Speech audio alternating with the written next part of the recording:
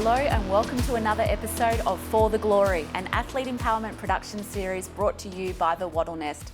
My name is Rachel Condos Fields and I'm super excited to introduce you to some of Australia's greatest sporting talent as we share their stories, celebrate their success and embrace the power of sport as a true connector within our community. Joining me at the desk today is studio co-host and Australian track and field legend, Nana Owasu. Welcome, Nana. Thank you, Rachel, for having me. How are you today? Really well, really excited. Joining us today is one of our youngest studio guests, a 16-year-old rising star Australian road racer, Samuel Pezzetta. Welcome, Sam. Hello, thanks for having me. It's Our pleasure. a privilege. Thank you for being here, Sam. Now, road racing, how did you get into it? Well, it's been a whole thing of a lot of things. Like, we went to Tailem Bend, when that new track at Tailem Bend, the first time to watch the Australian Superbikes there.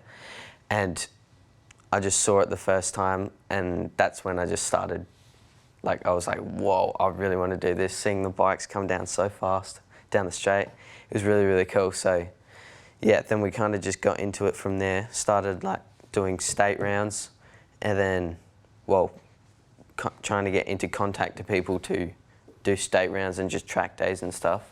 And then we kind of just went from there. Sounds like love at first sport. Yeah.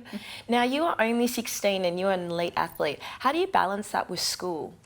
It's a lot of work. I do miss a lot of school. I think we missed about a term of school this year in my year 11 year, but I passed, so. That's all that matters. Yeah, it must have been trying to do something right. But I think having so much time off of school, it's making me push harder at school and actually work more and get everything done before I go away and do stuff like that, because it's normally away for like a good week or two, and that could be a lot in year 11 especially. So, Definitely. So yeah, it's a bit of hard work, but it's good.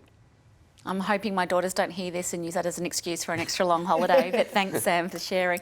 Now, as Nana said, you're only 16 years old. That's absolutely phenomenal, and racing has already taken you to some incredible places all over the country and abroad. Tell us a little bit about some of the experiences you've experienced through your love of sport. Yeah, well, especially this year. Like, this year, if someone told me at the start of the year that I was going to Italy this year, then I would not have believed him. But yeah, we went to Italy. Was that with the Rookies Cup selection? Yeah. Is that the Red Bull one? Yeah, yep. We sent just a thing in that they do. They send in what's it called? Like a sort of entry sort of form that you fill out, and then they obviously look at you, what you've done, what you do, and then how much you know, and then you can get selected over there to go try out for the selection over there. So there was 118 kids from all over the world in 15 different countries or something that went over there. So it was a very big honour to go over there. Incredible. And really how did you go over there? It was good. It was good. I didn't get in, but it was a lot of learning, and it was really, really good. We were at just one of their tracks in Italy. That it was such a good track, and we went. There was a lot of other like European kids there, and I was timing them, and they were doing like sort of 1 17-minute around the track, and then the next day I was aiming for within about 3 seconds of their time, because they're all really, really fast.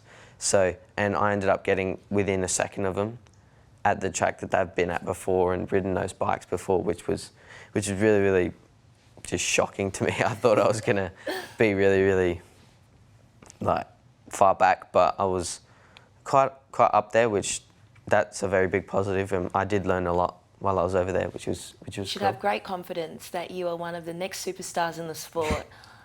I hope so. Yeah, you talked about awesome. Being fast, so speed is obviously a key requirement to successful racing. What other skills come into play? There's obviously being able to just work the bike around the track, and like just the main skill is just moving the bike and how you ride the bike, because because everyone looks at the bike, it's like, oh, it's not really a sport, it's not that physical or anything like that, but there's a lot of stuff you need to do to like just techniques and everything that you learn over the years. And I've been coached by quite a few people that are really, really good riders, and yeah, they've helped me out so much. So there's a lot more to it than you think. A bit like the hurdles and stuff like that. There's like any other sport, there's a lot more when you go further and further. There's a lot more. And not only a lot more, but a lot more people behind the scenes than we probably don't realise. And I know that you're often driving all over the place. You've got a very supportive mum and dad that drive you, and there's a lot of people around you that have made tremendous sacrifices for your success. Can you tell us a little bit about your support crew and what they do for you? Yeah, well, it obviously started when I first started. It was just mum and dad, our family, and then we got picked up by the Unitech racing team that has helped me so much. We were just at state rounds when we were like with just our family, and then they were at this same state round looking for a junior to one day bring up to the national level.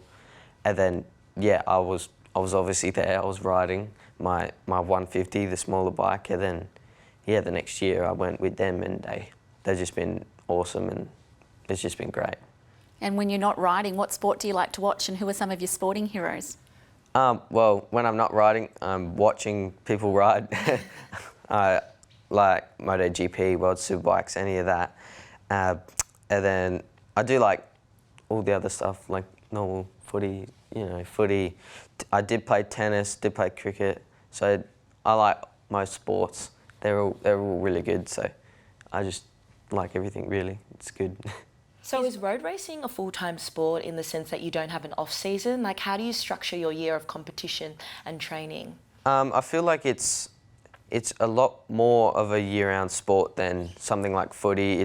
Footy's more like winter, but this is pretty much like there's testing at the start of like January, February, and then it goes racing all through the year. The national level, the ASBK takes a bit of a break, June, July, because of normally the weather's really, really bad through there, and it's just dangerous to ride on tracks when it's just really, really like raining a lot and stuff like that, and it's cold. But we still do ride, and then more to the end of the year, sort of August, November sort of area as well. Like we just finished two national races in a row, and then that kind of ends the year. So it kind of stops. The racing kind of stops about December, and then obviously just testing and sort of all just riding around just starts again for the next year. And do you have a favourite place to race? What's the best track? Or Phillip Island, definitely. we went to Phillip Island 3 weeks ago, I think it was, and yeah, we didn't go back there. We went there at the start of the year for my first time there, and I was just amazed how good of a track it is. It's an insane track, and yeah, so that's my favourite track. And then I got Talent Bend in South Australia. That's our local track. It's only 40 minutes away from where we live. It's a good track as well, world-class track. And then there's also a track at Mount Gambier, Mac Park. It's an awesome track too. Just everything about that track I just love, and we all love as a team, as a family. It's just so good. Do you think Nana and I can give it a go? Have we got what it takes? Yeah. Well, I don't even have a driver's license, so I'm not sure if I can get behind a bike. I won't dink you. No, I'll watch. Now, there must be so much pressure leading up into some of these big races. What do you do to manage that pressure? Well, I just put my headphones on, just listen to music, and then try to block everything out, really, before, like about 15 or so minutes before I go out. And then once you put your helmet on, I've got a tinted visor, so no one really can see my face. So I just shut it and just be in my zone. Yeah, zone out, and then just... The main thing is just to be calm. I feel like that's with most sports. Just when you're under a lot of pressure, just be calm and just focus on what you need to focus on. Are you feeling calm now? Yeah. Yeah. Because we've got a trivia quiz coming your Oh. way. We finished these recordings with the fast four, so Nana's got 4 questions. So we don't have a shield to put over your face, but get in the mode. Here comes, So I've got a comes couple game. questions for you. The first one is, what is the national sport of Canada? Canada. Oh, that'd be hockey. Yeah. No, I thought it was hockey too, but it's actually lacrosse. Lacrosse. I was going to say My ice next hockey. one is a bit of a numbers one. What is Oh. the estimated cost of the Qatar World Cup this year? Far too much, and the Wattle Nest could do with 10%. Oh, I'm going to say I'll give you a hint, it's in the billions. billions, yeah. Thought so. I'm going to say 5 billion. You're a bit far off. It's $226 billion apparently, the estimated, with a prize pool of $1 billion. My next question is, what is the only country to play in every World Cup? No idea. Oh, Spain. Brazil, actually. Brazil. And my final question is, I'm not sure if you're a basketball fan, how many titles did Michael Jordan win for the Chicago Bulls? A lot. Yes, a lot. Definitely. No idea. 15. A bit over, it Yeah, was over. 6. Bit Oh. before your time though, that's okay. Thank you so much for joining us today, Sam. We've run out of time, but we hope you've had a bit of fun. Yeah, it was awesome. Thanks for having me. Did you get a leave pass for school today, or are you on holidays? We're on holidays now, so We're not we in trouble finished with the early principal, because we're older. Yeah, it's all right. It's good. Thank you for having me. No, thank you for sharing your story, and we will be watching you across all over the world, riding around. And hopefully you get to watch us at one point in time, but thank you for joining us. Yeah. Now, that concludes this episode of For the Glory. Be sure to tune in next time as we discuss and share more stories from the professional athlete world. Thanks, everyone. Until next time, goodbye.